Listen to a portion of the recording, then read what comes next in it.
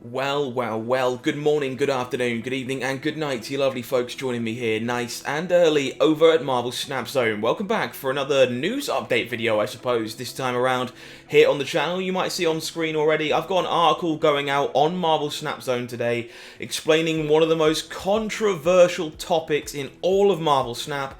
Why am I playing against people in Pool 3 when I'm not? Why am I playing against all these cards I don't have? How does matchmaking work? It's a question we get all the time over here at Marvel Snap Zone.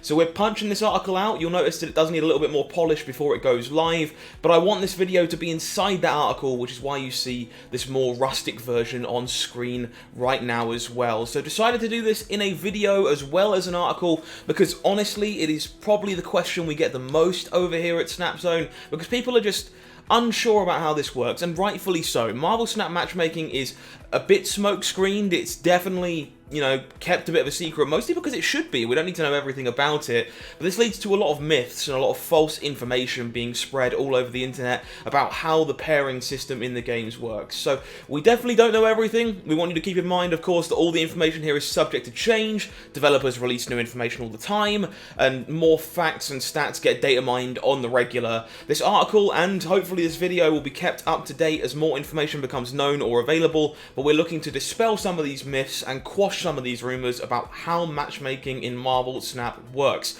If you haven't already, please consider chucking us a subscription over here on YouTube. We love doing this stuff for you. We love pumping out content each and every day. So if you're enjoying what you see and you found this helpful, press the bell for me and make sure you turn those notifications on to stay in tune with everything Marvel Snap Zone. So first of all, what do we mean by matchmaking? If you do want this physical article, by the way, you can go and grab it from the description box down below. It will be available for you to go and read down there when it's published and fully polished off. So simply put, what we mean by matchmaking is the ranked system of Marvel Snap. At least for now. You can only play Snap in a ranked capacity. There will be non-ranked coming, but matchmaking here refers to the process of how the game finds you an appropriate opponent for the ranked environment in general. The game doesn't want you to be playing against unfair opponents or accidentally creating bad play experiences, and so it uses a variety of factors to decide, hey, this person's okay for you to play against, we'll pair you against them. Hey, this person probably isn't okay for you to play against, we'll pair you against somebody else. This kind of spectrum that exists will grow and decrease over time. They, of course, don't want you waiting on the Marvel Snap matchmaking ladder forever for a game, otherwise you'll just leave and go do something else. And that's kind of where that range expands, and eventually bots also come in to make sure you're getting a game in a timely manner. So what do we know are facts about matchmaking in Marvel Snap? So the following statements are currently believed to be facts at time of writing. Wherever possible, we've confirmed this information in the official Marvel Snap Discord with their teachers, their moderators, and their development team. Hopefully there are screenshots available for basically all of these facts to kind of back up where we've confirmed this information. First of all, matchmaking is a regional thing currently. It is in fact regional only, with the intention of evolving this to global matchmaking very soon. Unsurprisingly, matchmaking was kind of tied to your region in order to keep animation smooth, keep the game flowing, and in beta, obviously, the game was released by region, so it makes sense for matchmaking to be region-specific as it launched in certain places at certain times. There are, of course, many other reasons why this was important that we simply aren't privy to right now. However, this system has remained in place at the moment, likely to make sure these priorities remain smooth following launch, because there was such a large amount of players expected to join after launch. This explains why you'll see the same players on the ladder more regularly than you might think, day after day, or bumping into the same opponent over and over, or why you might play more bots at certain times of the day if you're playing at a time where the rest of your region is not particularly active. Global matchmaking is said to be on the way, it has been confirmed to be on the way, and will likely follow once Second Dinner are sure there will be no major issues caused by opening up across globe play. Matchmaking is determined by 3 factors, and 3 factors only as far as we are aware. These are MMR, which is short for Matchmaking Rating, collector level, and your rank currently on the ladder. Matchmaking is not a precise art, it's not particularly simple, there's a lot of wiggle room to make sure people are getting games in a punctual manner. The three factors that play a role in deciding who your opponent are MMR, or matchmaking rating, which is a hidden number that Marvel Snap as a game keeps a track of. This number goes up and down when you beat players and lose to players respectively, and the amount in which it will increase and the amount it will decrease is going to be more dramatic based on whether you're beating players the game thinks is much better than you, or just like a little bit better than you, or losing to people that it thinks are much worse than you, or just a little bit worse than you. And of course, even smaller changes if you're losing to people that it believes to be better than you, and much smaller changes if you are losing to people it perceives to be better than you. So keep that in mind. It's a number you'll never be able to know. It is a hidden number, so you can't gain access to that information as a player. It is accessible by the team at second dinner only, so do keep that one in mind. Collector level. This is a big one. Matchmaking does not care at all what pool of cards you are currently in. It only cares about your collector level you are currently at.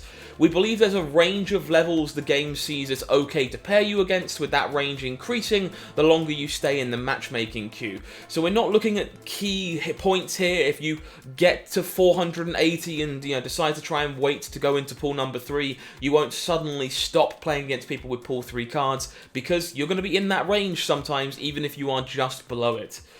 Rank is the other important factor. Everybody has a rank on the ladder. That's what the cubes we're playing for add to and influence. It results in a number and a corresponding rank. These go from rank 1 recruit when you first start playing the game, all the way up to rank 100 infinity, and of course much higher if you wish to continue to climb with no official rank names. Your current rank is a factor that's taken into account when pairing you against opponents, and much like your collector level, it's believed the acceptable difference in rank will grow and decrease based on the other two factors: the amount of time you spent in the matchmaking queue, time of day, and some other variations overall. If you want more information about how the rank ladder works, we do have a full guide of it listed in this article here.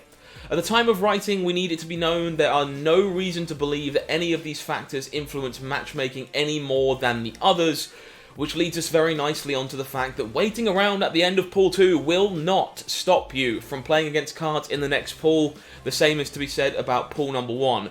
Because your collection level is not the only factor in matchmaking, sitting at a lower collection level intentionally is by no means guaranteed to stop you playing against people with more or less meta decks than you, or cards from a pool of cards that you aren't currently in. Additionally, Second Dinner has made it clear they don't really envision that as a tactic that is acceptable. It doesn't really follow the designs they had in mind about how players will progress and play their game, and they've developed techniques and tools to politely encourage players to progress as they intended. While they don't currently give us any details about what these techniques are or how they work, this statement is, in our opinion at least, more than enough of a reason to take that myth of waiting to enter pool 3 and throw it firmly in the bin. Play your game, guys, crack your caches, continue to progress and work towards that complete collection. As far as we're aware, there is no reason whatsoever to wait around from progressing. The cards you have, the deck construction, and the cards you choose to play will have zero effect on matchmaking overall. It's another commonly quoted belief from the undergrowth of Reddit. The development team has confirmed that at no point in your Marvel Snap journey does your deck affect your matchmaking. The cards you're playing with, the cards you have in your collection, or the amount of cards you choose to play from any specific pool do not have an effect whatsoever on your matchmaking experience.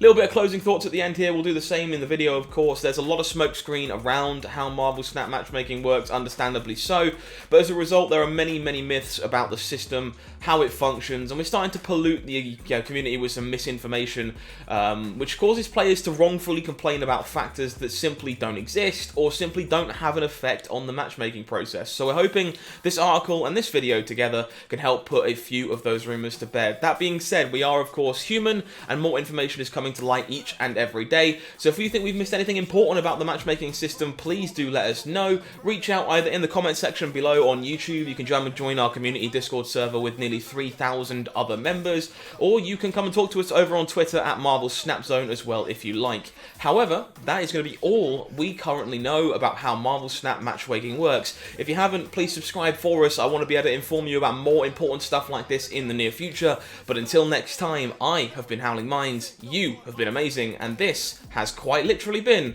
Marvel Snap Zone. Enjoy the rest of your day. Have a good one.